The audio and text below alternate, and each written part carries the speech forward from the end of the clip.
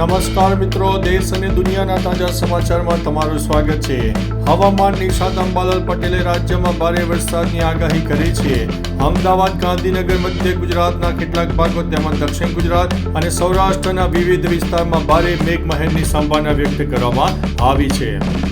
જમ્મુના રામબનમાં 5 બસો વચ્ચે પરસ્પર ટક્કર, અમરનાથ ધામ જતા 36 શ્રદ્ધાળુઓ ઈજાગ્રસ્ત થયા છે। પંચમહાલમાં શંકાસ્પદ ચાંદીપુરા વાયરસનો કહેર જોવા મળ્યો છે। 3 બાળકોના મોતથી તંત્રમાં દોડધામ થઈ જવા પામી છે। ક્ષત્રિય આગેવાન પીટી જાડેજાને જેલમાં ધકેલાયા, મંદિરમાં આરતી ન કરવા બાબતે આવી હતી ધમકી।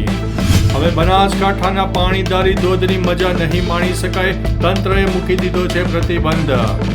1 મહિનાનો વરસાદ હવે એક જ દિવસમાં વરસી જાય છે। ક્લાઇમેટ ચેન્જની ગંભીર અસર હવે ગુજરાતમાં પણ જોવા મળી છે। જામનગરમાં લાલ બંગલા સર્કલ જેવા ભરચક વિસ્તારમાંથી દોડે દહાડે રિક્ષાની ચોરી થવા પામી છે। જામનગર લાલપુર બાયપાસ નજીક ડાયવર્ઝન પાસે ખાતર ભરેલો ટ્રક પલટી મારી જતા ટ્રાફિક જામ સર્જાયો હતો।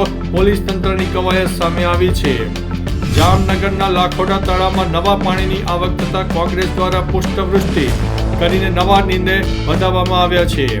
અમદાવાદ જેવા શહેરમાં સામાન્ય વરસાદે પણ સ્કૂલ તળાવમાં ફેરવાઈ ગઈ, વિદ્યાર્થીઓની હાલત અત્યારે કફોડી બની છે। હવામાન વિભાગની આગાહી મુજબ શનિવારે સાબરકાંઠા, અરવલ્લી જિલ્લામાં અતિભારે વરસાદનું ઓરેન્જ એલર્ટ અને બનાસકાંઠા, મહેસાણા, મહીસાગર, દાહોદ, પંચમહાલ, અમરેલી, ભાવનગર, સુરત, તાપી, ડાંગ, નવસારી, વલસાડ જિલ્લામાં ભારે વરસાદનું યલો એલર્ટ પણ આપી દેવામાં આવ્યું છે। તો ચાલો મિત્રો, ફરીથી દેશ અને દુનિયાના સુપરફાસ્ટ સમાચાર લઈને મળતા રહીશો। ત્યાં સુધી અમને રજા આપશો। નમસ્તે।